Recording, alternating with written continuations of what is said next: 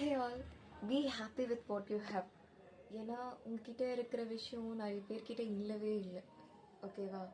நிறைய பேருக்கு வந்து என்கிட்ட ஒன்றுமே இல்லை, நான் எதுவுமே பண்ண முடியாது, என்கிட்ட காசு இல்லை, என்கிட்ட பணம் இல்லை, என்கிட்ட நகை இல்லை, என்கிட்ட வீடு இல்லை, என்கிட்ட கார் இல்லை, என்கிட்ட பங்களா இல்லை அப்படின்னு சொல்லிட்டு அடிக்கிட்டே போவாங்க.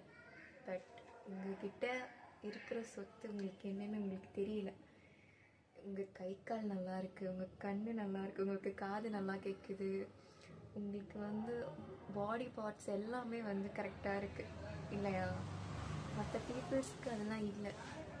ஓகே, இல்லாதவங்க கிட்ட போய் கேட்டு பார்த்தா அதோட அருமை வந்து உங்களுக்கு ரொம்ப நல்லா தெரியும்.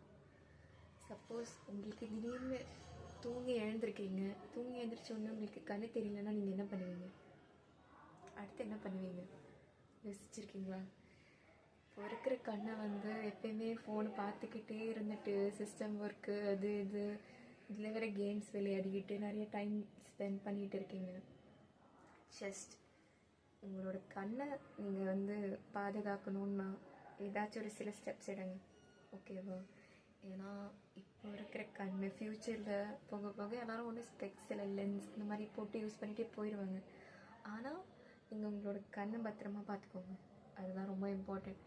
இந்த உலகத்தில் கண்ணு தெரிஞ்ச மனுஷங்களையும் நிறைய பேர் ஏமாத்துறாங்க, கண்ணு தெரியாதவங்களும் எவ்வளோ பேர் ஏமாற்றுவாங்க இல்லையா? So be aware what you have, be aware.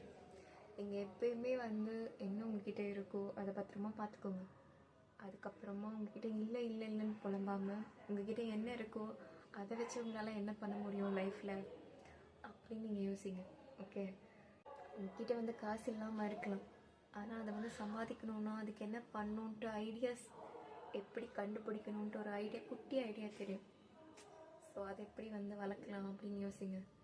முன்னேறத்துக்கான வழியை பாருங்கள்.